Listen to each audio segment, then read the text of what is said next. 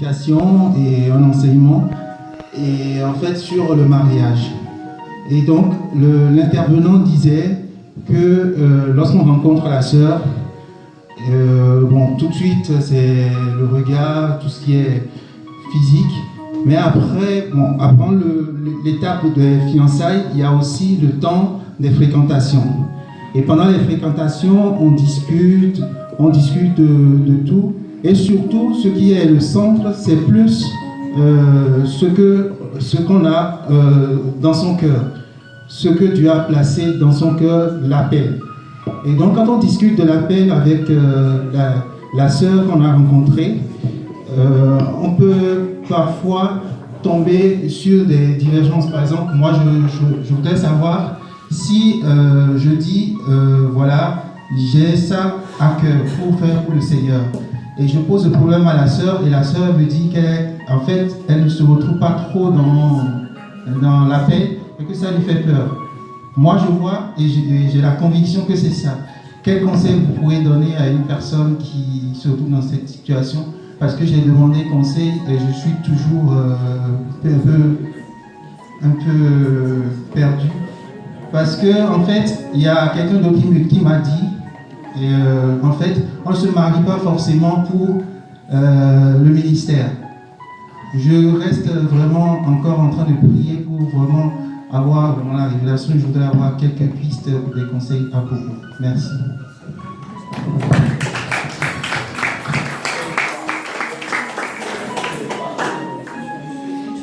C'est très profond ce que le frère Sylvain vient de dire. En fait, si je résume un peu ta question, c'est quelqu'un qui est appelé au ministère, est prêt pour les fiançailles, donc a une proposée, et la proposée ne partage pas complètement sa vision. Est-ce un signe que le Seigneur montre que ce n'est pas la conjointe de la destinée? Je vais dire oui et non.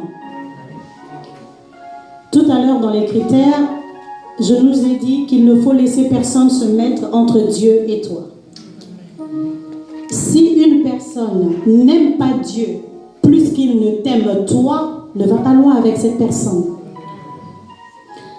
Dans le cas de mon frère, la personne peut grandement aimer Dieu, ne pas partager la vision pour l'instant. Parce que Dieu use de patience avec beaucoup. Comme il a usé de patience avec nous, à une époque, nous n'étions pas ce que nous sommes. Peut-être pour vous les jeunes, vous êtes peut-être nés dans le Seigneur, vous avez grandi dans le Seigneur. Mais pour les gens de mon âge, qui ont la quarantaine un peu révolue, il y en a qui ont eu une certaine vie. Une vie de petits copains, une vie de boîte de nuit, une vie de ceci, de cela. Dieu a usé de patience envers ces personnes-là. Aujourd'hui, ces personnes ne sont plus ce qu'elles étaient hier. Donc, cette personne que le futur ou le serviteur de Dieu veut marier peut ne pas épouser la vision maintenant, mais si c'est la femme de la destinée de cet homme de Dieu, elle épousera la vision par la suite. Donc, ce n'est pas un signe suffisant pour arrêter la relation. Le plus important, ce n'est pas qu'elle dise oui, parce qu'elle peut dire oui, elle peut dire oui aussi juste pour te faire plaisir, alors qu'elle ne partage pas. Si c'est une coureuse de mariage, elle peut être exactement comment tu veux qu'elle soit. Elle peut carrément marcher dans les voies que tu as tracées pour elle. Et puis une fois que tu l'épouses, tu la mets dans la maison, elle fait la guerre à toute l'église, et puis elle sape le ministère, et puis l'église, il n'y a plus personne. Donc le plus important, c'est est-ce que par beaucoup de signes, Dieu m'a montré que c'est ma femme, oui ou non? Si Dieu m'a montré que c'est ma femme, je persévère. Même si elle ne partage pas la vision maintenant, elle finira par la partager. Ce n'est pas un critère pour dire non, c'est pas ma femme. C'est pas suffisant. Amen.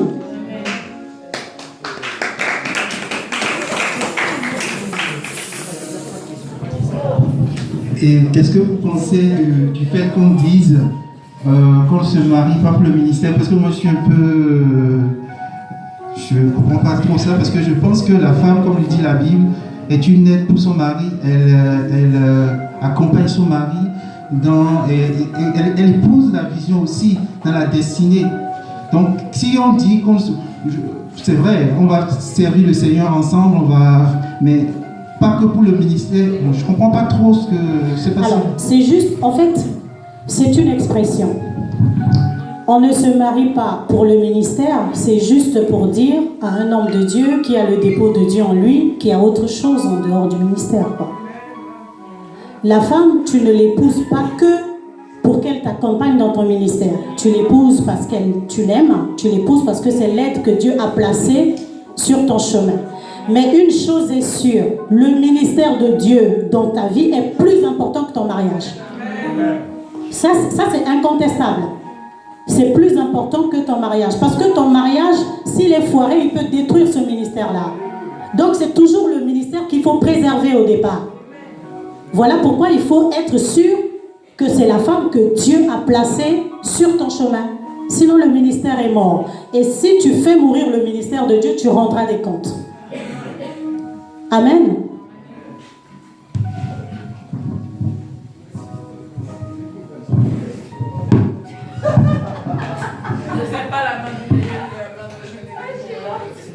Bonsoir tout le monde, je m'appelle Blessing.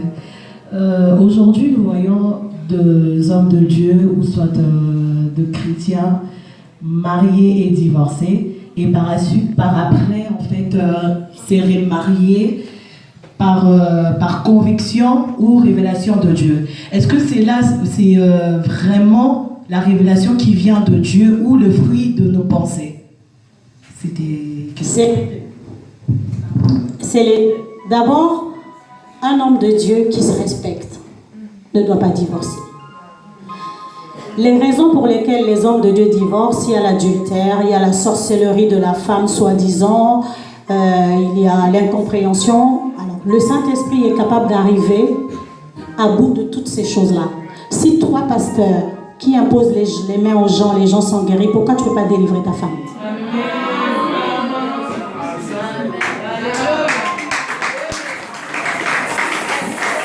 Amen. Si c'est à cause de l'infidélité, une femme mariée selon le Seigneur ne peut pas être infidèle sans raison. Si elle est infidèle, ça veut dire qu'il y a quelque chose. Il y a eu une faille dans son mariage qui l'a sortie à l'extérieur. Tu es homme de Dieu. Dieu il use de patience envers toi. Il te pardonne tes péchés. Tu ne peux pas pardonner ta femme. Pourquoi? Pourquoi tu ne peux pas pardonner?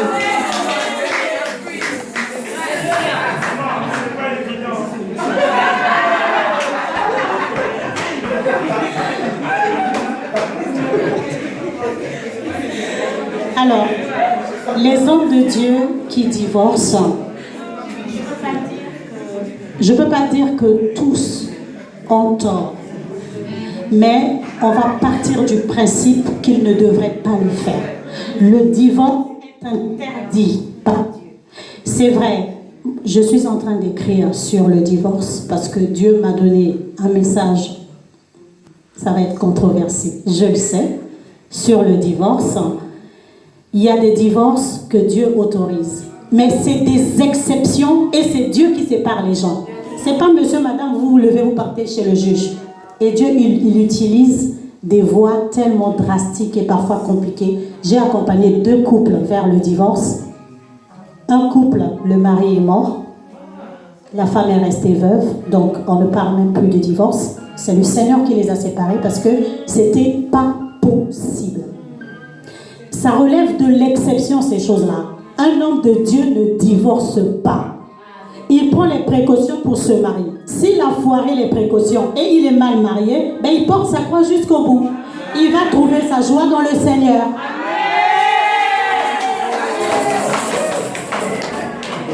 Il va trouver sa joie dans le Seigneur. Parce que une chose que nous les hommes ne comprenons pas, c'est que nous croyons que nos conjoints peuvent nous rendre heureux. C'est-à-dire, moi, femme, je vais penser que mon mari peut me rendre heureuse et mon mari peut penser aussi que je vais le rendre heureuse. Mais c'est faux. Nous contribuons au bonheur, mais nous ne pouvons pas rendre heureux parce que nous ne sommes que des hommes, avec nos faiblesses, avec nos manquements. Tu sais, il y a parfois des choses qui sont tellement banales pour toi, mais qui peuvent énerver l'autre au point où ça lui enlève la paix. Je prends un exemple bête. Il y a des gens qui ont une façon de manger qui fait du bruit. Juste ça. ça peut mettre ta femme hors d'elle. Quand le problème va arriver au niveau des gens, ils vont dire que ça, oui, mais que ça pour vous. Pour moi, vous ne savez pas comment ce bruit m'agace. Un conjoint qui ronfle, par exemple.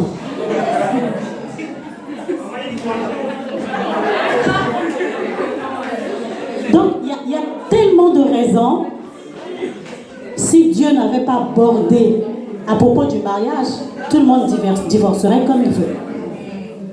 Parce qu'on a tous des reproches à faire à nos conjoints. On a tous des moments dans le mariage où on dit « j'en ai marre ». Et quand c'est comme ça, puisqu'on sait que le Seigneur a dit pas de divorce, on fait quoi? On repart vers le Seigneur. On lui dit « là, j'en ai marre. J'y arrive plus. Tu trouves une solution ou je me barre ». Et comme il t'interdit de te barrer, il trouve une solution. Donc les hommes de Dieu qui divorcent, permets-moi de te dire ma fille, à 99,9%, c'est des charnels et c'est tout. C'est juste leur sens. C'est pas une révélation. C'est pas une révélation.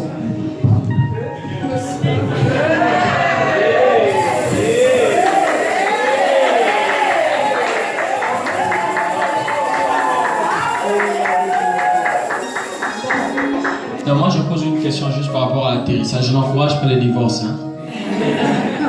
Le fait de dire que les hommes de Dieu qui divorcent, c'est charnel. Mais la Bible nous parle aussi de Moïse qui avait divorcé. Et c'était quoi le cas de Moïse? Était-il aussi charnel? J'ai dit 99,9. Donc il y a le 0,1% qui divorce selon la volonté de Dieu.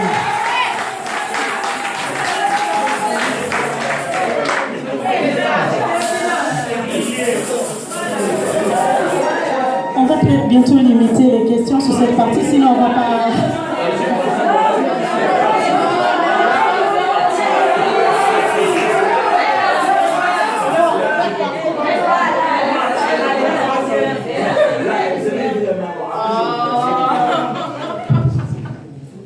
Bonsoir maman, je m'appelle Vita, j'ai 2 questions, mais les questions sont très rapides.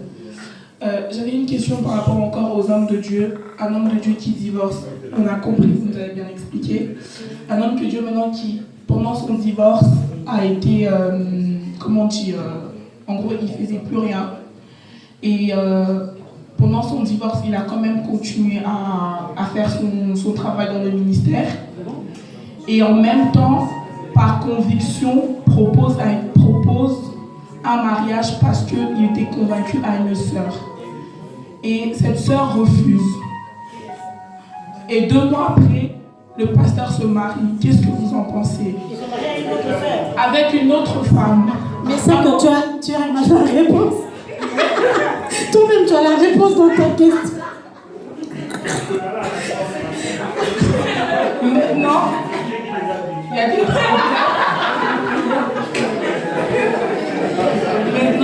problèmes dans le sens que on voit des problèmes au sein de l'église en fait. Il n'y a pas de. Il n'y a pas de fidèles en fait, il y a une décroissance de l'église. En fait, la décroissance de l'église progressive et personne constant en fait. Bon. Alors, c'est plusieurs choses à la fois. Déjà, comme j'ai dit, tu as la réponse à ta question. Cet homme de Dieu-là, c'est clair, ok? Son divorce, c'est charnel. Ça n'a rien à voir avec Dieu. C'est pas Dieu qui a autorisé, d'accord? La proposition charnelle, le remariage charnel. Après, la décroissance de l'Église, elle est liée à beaucoup de raisons. C'est pas forcément à cause de ça. Parce que le remariage ou le divorce, c'est un péché, ok? Chaque jour, nous péchons et nous réparons notre relation avec le Seigneur. C'est pas forcément à cause de ça que le Seigneur va vider l'Église. Un homme de Dieu ne tombe jamais brutalement devant les gens. Quand vous voyez la chute brutale devant vous, à la télévision, à la radio, où on attrape un homme de Dieu, c'est qu'il était tombé depuis longtemps dans les coulisses.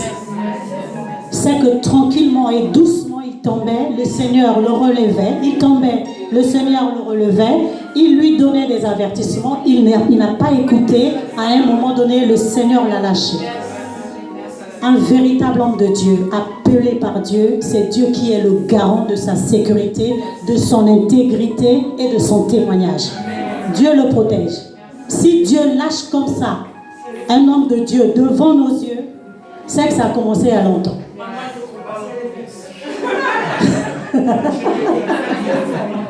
Amen. Bon, alors, l'homme de Dieu, Michael, me dit qu'on va juste s'arrêter sur cette première partie du choix du conjoint. On ne va pas faire comment maintenir le foyer, mais juste...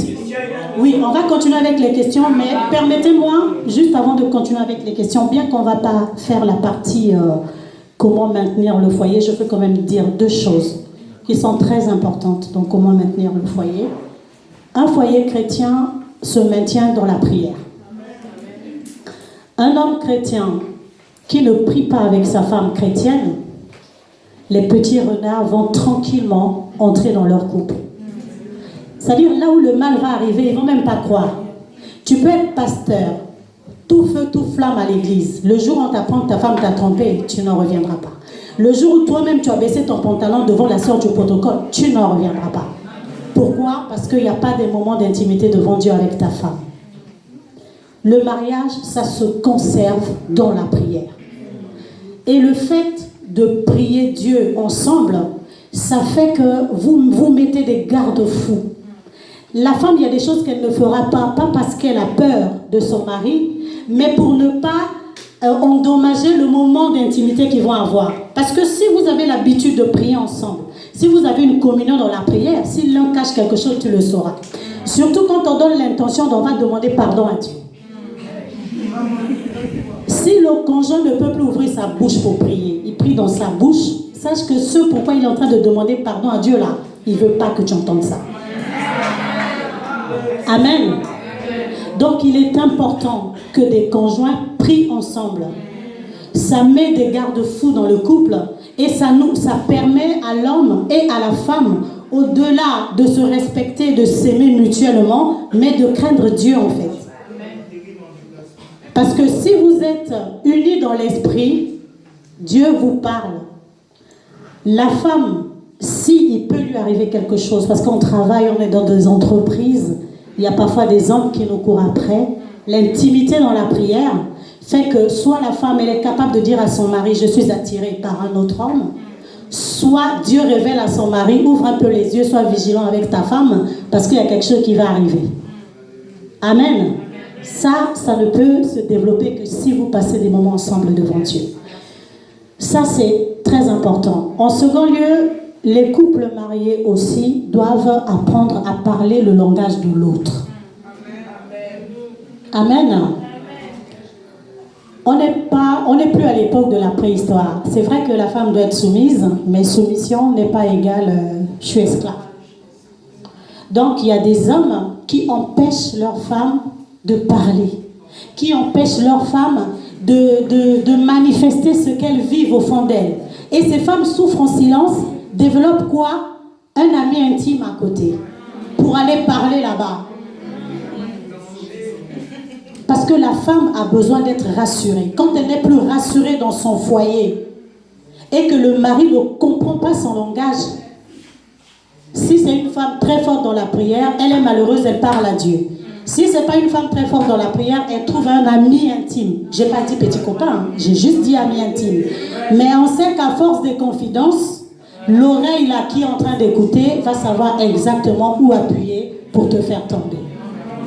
Amen. Donc apprenons à parler et à comprendre le langage des autres. Il y a des hommes orgueilleux, imbus d'eux-mêmes, qui ne savent pas demander pardon. Il ne sortira pas de sa bouche, je suis désolé, mais il peut emmener des fleurs.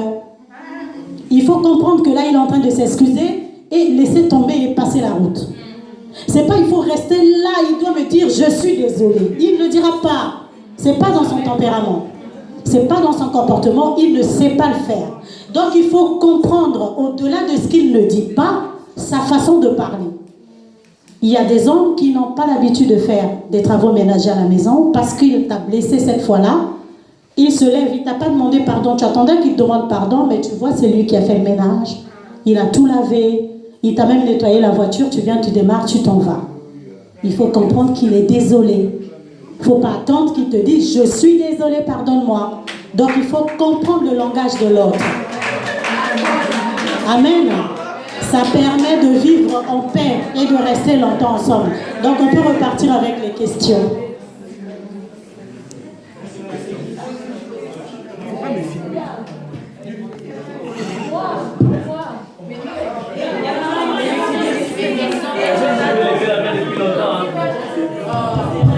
Bonsoir, c'est Maman Clémence. Bonsoir, maman.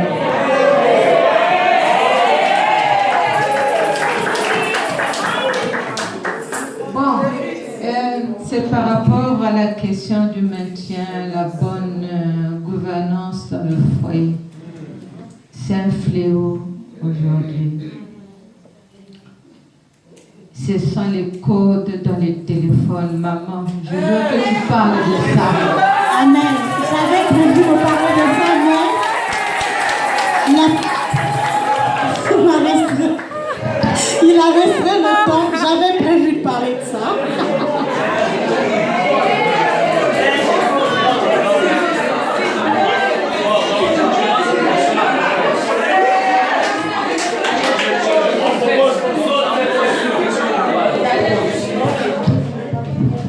C'est toujours dans la même optique que la question de maman. Par rapport aux codes au téléphone, elle pose la question pour parler de ça. Moi, j'ajoute la question. Par exemple, bon, je ne dis pas pour moi.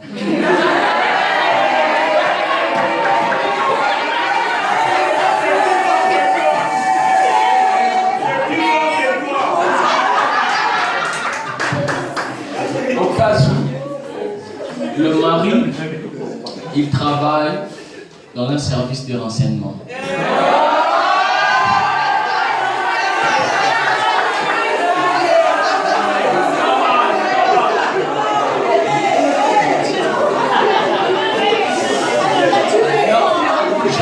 Je pose une question. Le mari, c'est un garde rapproché du chef de l'État. C'est un agent de renseignement. Il reçoit des dossiers très sensibles de l'État. Il reçoit des dossiers très sensibles des vies des gens. Dans ces cas-là, et d'ailleurs même c'est un téléphone du service, et qu'il y a un code.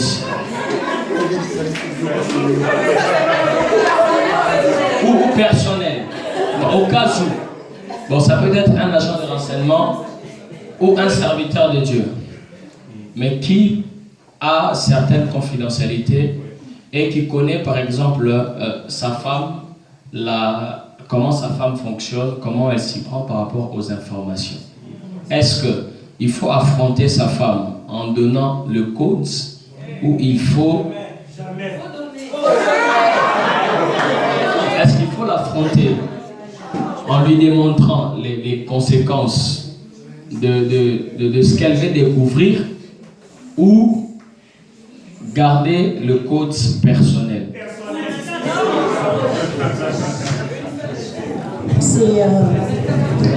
C'est très important la question de Maman Clémence et l'ajout de l'apôtre. En fait, les codes dans les téléphones, dans un couple correctement marié, ne devaient pas exister. Ça ne devrait pas exister. On se pose juste une question.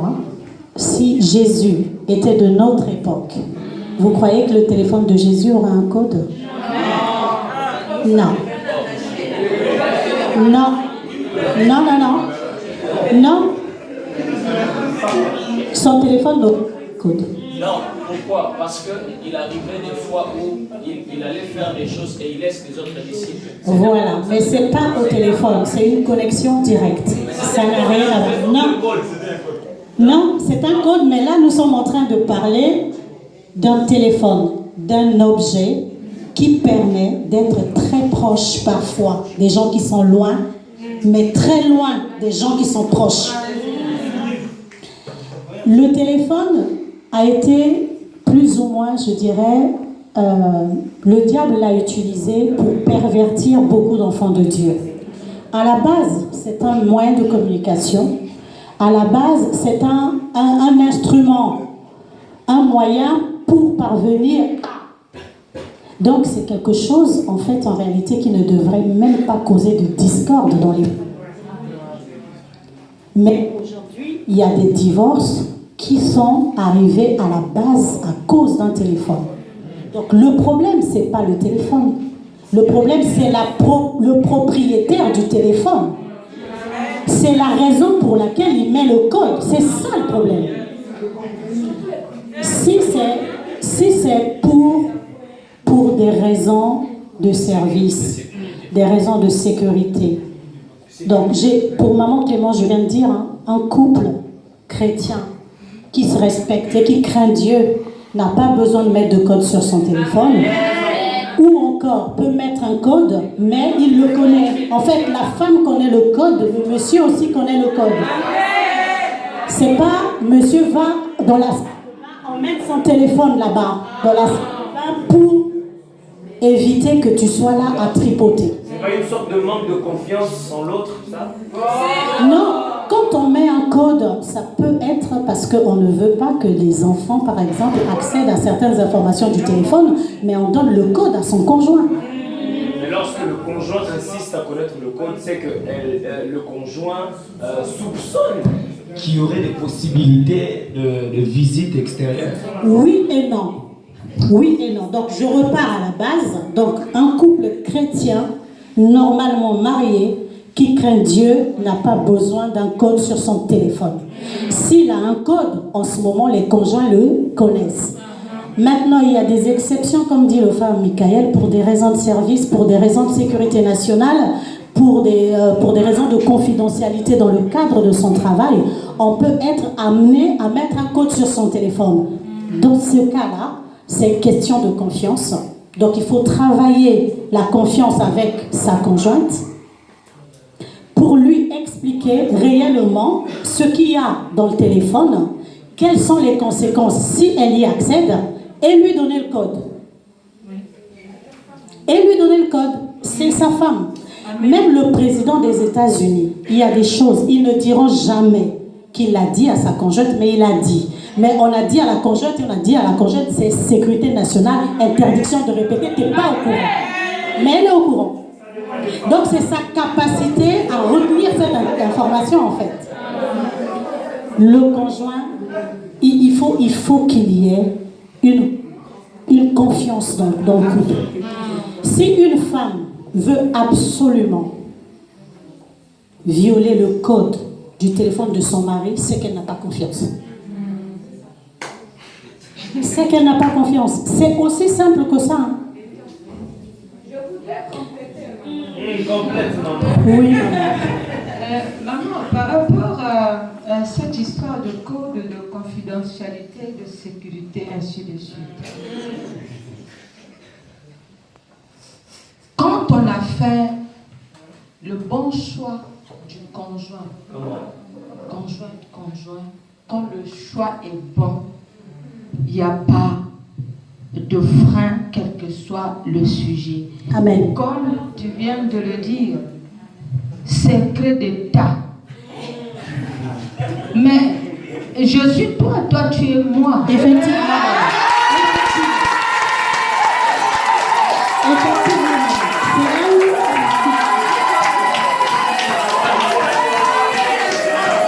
C'est là où je dis, maman, que même secret d'État, c'est comme j'ai pris l'exemple du président des États-Unis, il y a des choses, on dit c'est secret d'État. Voilà. La première dame, elle sait.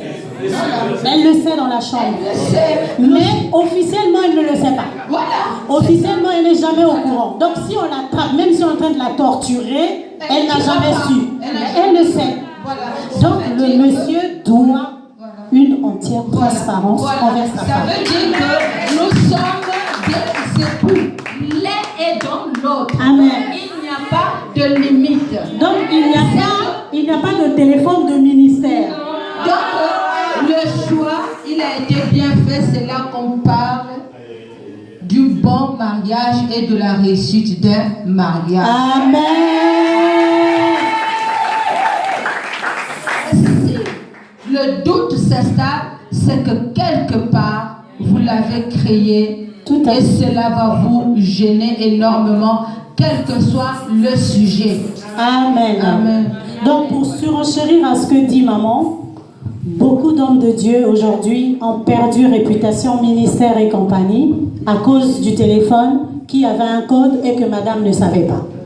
Si madame savait, elle aurait peut-être pu voir les messages de la sœur du protocole ou de la chantre qui commençait à envoyer des petits mots doux au pasteur. Elle aurait pu mettre le frein déjà. Mais comme elle n'avait pas le code, le pasteur qui a 50 ans, qui se fait flatter par une jeune fille de 20 ans, il se dit, ah ben je peux encore. Il se laisse aller.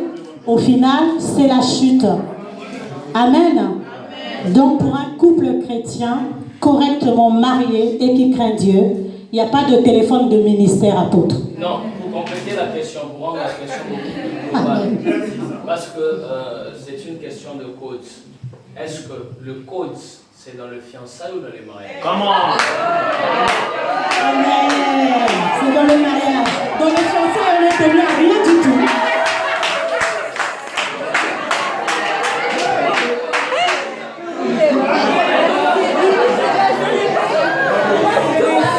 Dans les fiançailles, c'est si on veut.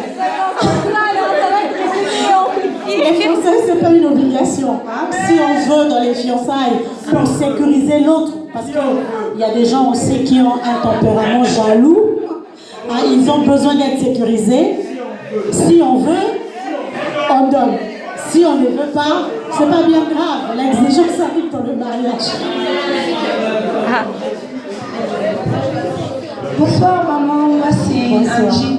Au fait, ma première question c'est par rapport au divorce. Vous avez énuméré des raisons de divorce tout à l'heure, mais la question qui me préoccupait c'était par rapport aux violences conjugales.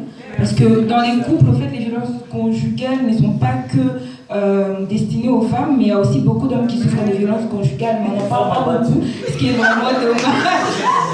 C'est vraiment dommage. Et donc je voulais savoir si les violences conjugales envers le conjoint ou la conjointe sont des raisons de divorce.